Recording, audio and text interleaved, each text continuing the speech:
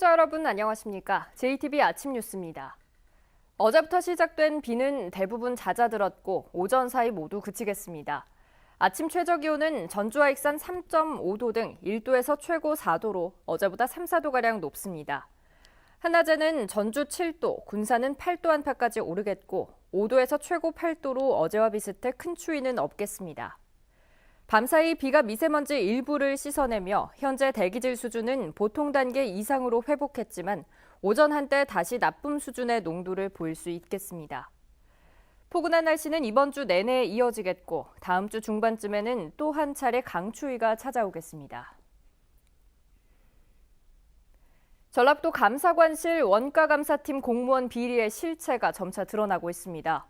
해당 공무원과 경찰이 압수수색한 업체들의 대표가 친구 사이로 알려지고 있습니다. 이들이 최근 3년간 수주한 금액만 100억 원에 가까운 것으로 드러났습니다. 정원익 기자입니다. 지난달 경찰이 전라북도 원가감사팀 공무원 비리와 관련해 압수수색한 업체는 모두 4곳입니다. 이 가운데 정읍에 있는 업체 대표 A씨는 전라북도 해당 공무원의 친구입니다. 부안에 있는 업체도 마찬가지입니다. 고창의 업체는 A씨의 아버지로 고창군 공무원 출신인데다 고창행정동호회 회장을 맡고 있습니다. 정읍과 부안 업체는 팩스 번호까지 같습니다. 경찰은 이 업체 3곳의 실질적인 대표가 A씨인 것으로 파악하고 있습니다. 하청 관련 사업의 중심에 있는 고창군 재난안전과에도 친구와 선후배들이 적지 않은 것으로 알려졌습니다.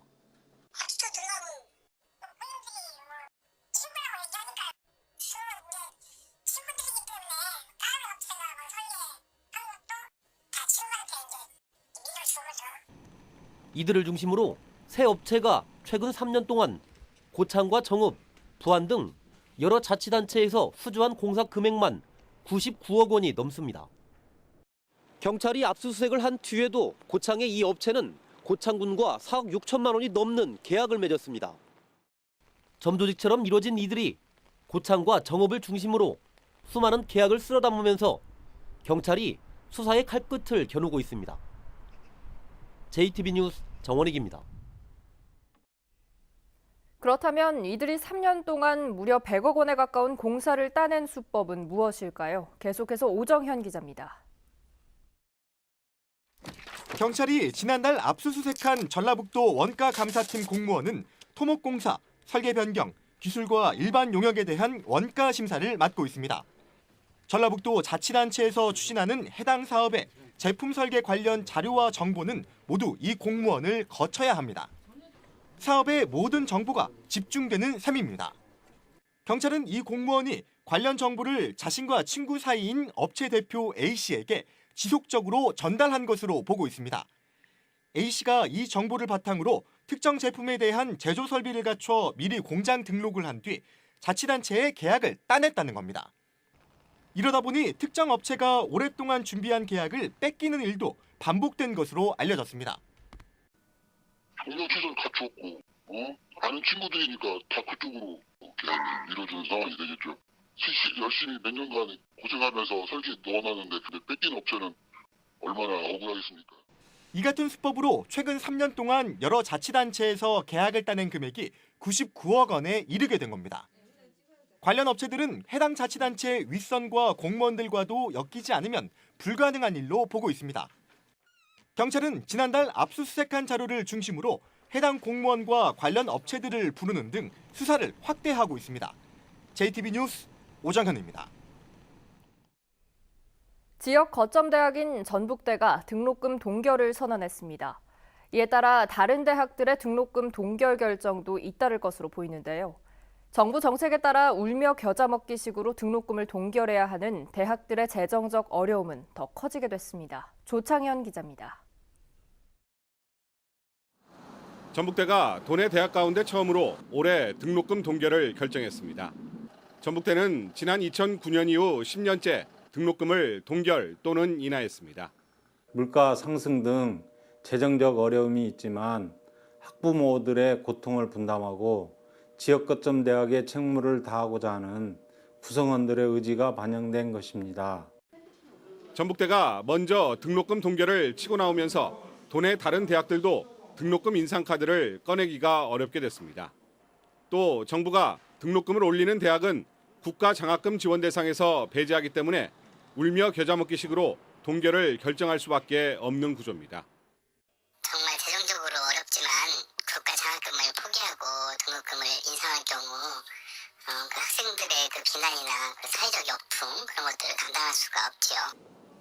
물가와 인건비는 오르는데 주 수입원인 등록금은 10년째 제자리다 보니 대학들의 재정적 어려움은 사실상 한계치에 도달한 상태입니다. 여기에 올해는 대학들이 입학금을 폐지하거나 인하를 결정한 상황이어서 재정 부담이 더 커졌습니다. 학생 교육 투자비를 줄일 수 없는 대학들은 부서 운영비와 인건비 등 각종 경상비를 크게 줄이며 허리띠를 졸라맬 수밖에 없습니다. 등록금 동결로 재정이 어려워진 대학들은 결국 정부 재정 지원 사업에 목을 맬 수밖에 없어 대학 자율성보다는 교육부 눈치 보기라는 구조적 악순환이 계속될 수밖에 없습니다. JTB 뉴스 조창인입니다. 오는 6월 지방분권 개헌을 위한 정치권의 논의를 촉구하는 서명운동이 시작됐습니다. 서명운동은 다음 달까지 진행됩니다. 권대성 기자입니다. 문재인 대통령은 신년 기자회견에서 6월 지방선거와 동시에 개헌을 위한 국민투표의 필요성을 강조했습니다. 특히 개헌을 통해 국민의 기본권과 더불어 지방자치와 분권을 확대해야 한다고 말했습니다. 지방정부들은 충분한 역량을 갖추고 있고 오히려 중앙정치에서 부족한 부분들을 저는 지방정부가 메워주고 있다고 생각합니다. 하지만 자유한국당의 소극적인 태도에 정치권의 개헌 논의는 속도를 내지 못하고 있습니다. 이 같은 정치권의 각성을 촉구하고 국민의 개헌 의지를 전달하기 위한 서명운동이 전북에서도 시작됐습니다.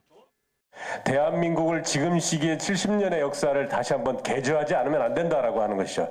이 천만인 서명을 통해서 국민들의 힘을 좀 더 이끌어낼 수 있는 그런 계기가 되었으면 좋겠습니다. 서명운동을 통해 요구할 개헌안에는 지방분권 국가선언과 주민자치권 신설, 재정분권 등의 내용이 담겨 있습니다. 분권이 이루어지고 자치가 이루어지는 것도 중요하지만 균형 발전이라는 차원에서 특히 우리 전라북도 같은 지역은 개헌의 의미가 매우 크다. 전라북도와 시군은 민원실과 읍면 동사무소에 서명부를 비치하는 동시에 인터넷을 통해서도 개헌 서명운동을 진행합니다. 서명운동은 다음 달 말까지 진행되고 서명부는 국회와 정부에 전달될 예정입니다. JTB 뉴스 권대성입니다.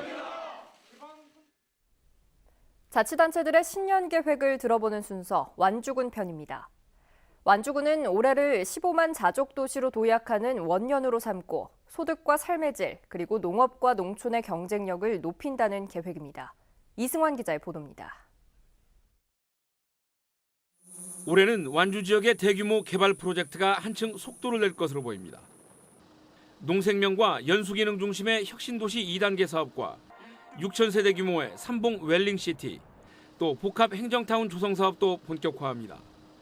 이러한 대형 사업들이 차질 없이 추진된다면 2025년 15만 도농복합 자족도시 완주시로의 도약도 가능할 것으로 생각합니다.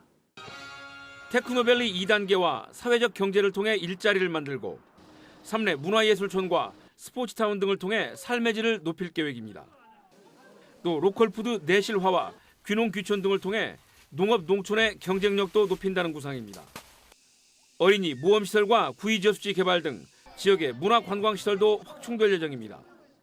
기존 관광자원에 더하여 어린이 모험 테마마을, 또 구이 수상 레포츠 공원 등 새로운 관광자원을 발굴해 나간다면 1,000만 관광객 시대도 가능하리라고 생각합니다. 완주군은 노인복지는 물론 출산정책과 아동 청소년 정책, 또 청년 정책을 강화해서 미래 세대 육성에도 공을 들일 생각입니다. 또 올해는 주민참여 예산제도 내실을 기해 풀뿌리 민주주의의 기반도 다질 계획입니다. JTB 뉴스 이승원입니다. 순창에 대규모 온천 관광 휴양단지가 조성됩니다. 삼국시대 백제 부흥군의 근거지로 알려진 부안 우금산성에서 다양한 유물이 확인됐습니다. 주혜인 기자입니다. 지난 2009년 온천이 발견된 순창군 팔덕면에 콘도와 야영장, 산책로 등을 갖춘 온천 관광휴양단지가 들어섭니다. 한국지질자원연구원 등이 조사한 결과 이 온천수의 수온은 최고 39.6도이고 인체에 유익한 천연 미네랄 성분이 많이 함유된 것으로 나타났습니다.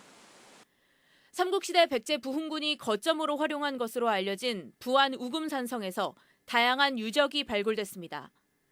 전북문화재연구원은 우금산성 발굴 조사에서 동문터와 계단식 시설, 그리고 부안의 옛 지명인 부령이라는 글자가 새겨진 기와 등을 찾았다고 밝혔습니다.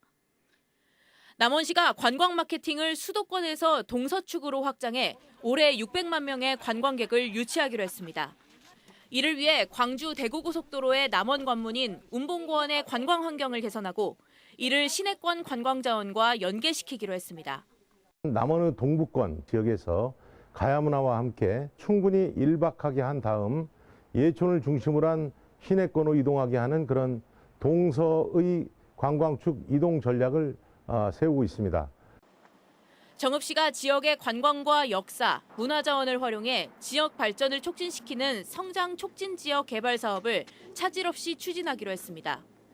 올해 계속하는 사업은 구절초 테마파크와 내장산 리조트 연결도로이고 새로 추진하는 사업은 철도산업 특화단지 기반시설과 선안권 추모공원 확장입니다.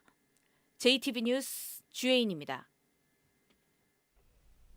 바른정당과의 통합에 반발해 군산에서 국민의당 소속 시의원들이 잇따라 탈당했습니다. 군산시의회 박정희 의장과 김우민 운영위원장 등 2명은 어제 국민의당 전북도당에 탈당계를 제출했습니다. 이들은 목표가 다른 두 정당이 기준과 명분 없는 통합을 한다면 분명 얼마 가지 못해 또 다른 분열과 갈등을 야기할 것이라고 비판했습니다. 이들 시의원의 탈당으로 그동안 통합에 반대 입장을 밝힌 군산 지역 일부 시의원들의 연쇄 탈당 가능성이 높아지고 있습니다. 혁신도시 이전 기관의 지역인재 채용 비율이 올해 18%로 높아지고 이후 매년 3%씩 상승해 2022년에는 30%가 됩니다. 국토교통부는 이 같은 내용의 혁신도시 특별법 시행령 개정안이 국무회의를 통과해 오는 25일부터 시행된다고 밝혔습니다. 이에 따라 지난 2016년 13%였던 전북 혁신도시 이전 기관의 지역인재 채용 비율이 크게 높아질 것으로 예상됩니다. 하지만 다른 시도 혁신도시에 비해 지역인재를 의무적으로 채용할 수 있는 기관이 적어 전북 구직자들이 불이익을 당할 수 있다는 지적도 나오고 있습니다. 장애학생 학부모들이 다음 달 폐교되는 전주 자림학교를 대신할 특수학교 설립을 촉구했습니다.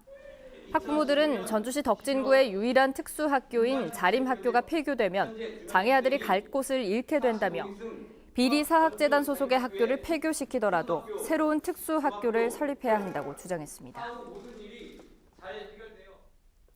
도내 평준화 지역 일반계고등학교 배정 추첨이 어제 도교육청 8층 회의실에서 열렸습니다. 배정 인원은 전주와 군산, 익산 등 일반고 36개 학교 9,600여 명으로 선지원 후추첨 방식으로 진행됐습니다. 학교 배정 결과는 오는 19일 2시부터 도교육청 홈페이지에서 확인할 수 있으며 22일부터 등록금 납부 등 입학 등록을 해야 합니다. 천연기념물이자 멸종위기 야생동물인 황새가 고창과 부안에서 확인됐습니다. 전북대학교 주용기 전임연구원은 지난 14일 고창과 부안 갯벌에서 황새 11마리를 관찰했다고 밝혔습니다. 주용기 연구원은 충남 예산 황새공원에서 방사한 황새와 러시아에서 날아온 황새가 같이 먹이 활동을 하고 있는 것으로 추정했습니다.